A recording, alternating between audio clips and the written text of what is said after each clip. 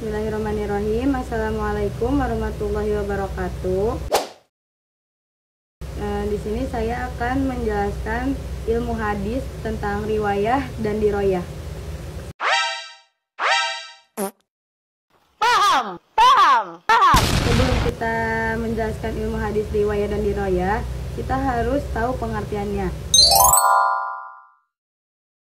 Pengertian ilmu hadis itu ada kaidah-kaidah yang mengetahui keadaan perawi dan yang diriwayatkan.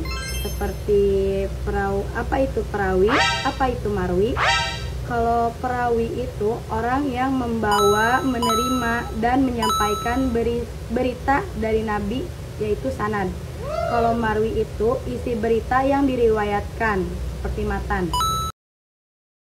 Contoh hadis, kalau dari matan itu, man hada lillahi falam yarfut. Kalau dari sanad itu, an-nabiyyu Aba Hurairah dan Adam. Kalau ilmu hadis itu terbagi dua, ada sanad dan matan. Pembagian ilmu hadis juga ada dua, yaitu riwayah dan diroyah. Riwayah, ilmu yang mempelajari tentang segala perkataan Nabi, perbuatan Nabi, periwayatannya. Dan kalau diroyah itu objek pembahasan dari Nabi SAW. Riwayah memindahkan berita dan menyandarkannya kepada orang yang membawa berita. Kalau diroyah itu ilmu yang mempelajari tentang hakikat periwayatannya, syarat-syaratnya, macam-macamnya, dan hukum-hukumnya. Riwayah itu ada output dan input. Kalau input itu objek pembahasan, penelitian sanad dan matan.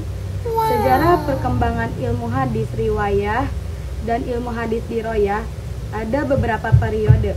Ada periode dari Nabi SAW, yaitu larangan menulis hadis, khawatirnya tuh bercampur dengan Al-Quran, takut orang-orang tuh takut kalau hadis itu bersatu gitu sama Al-Quran. Dan kalau diroyah itu telah ada dasar-dasar ilmu hadis.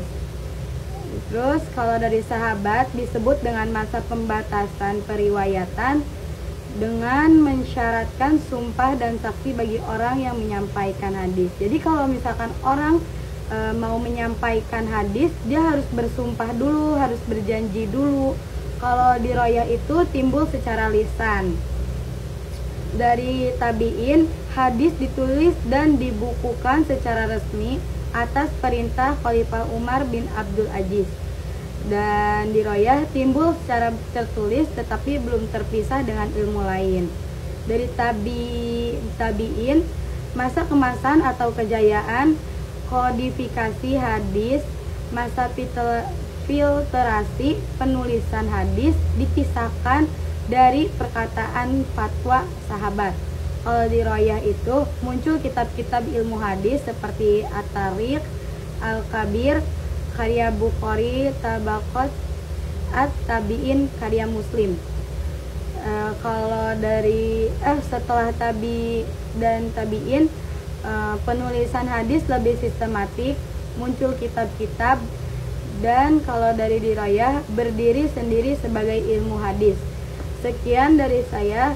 Wassalamualaikum warahmatullahi wabarakatuh. Makasih.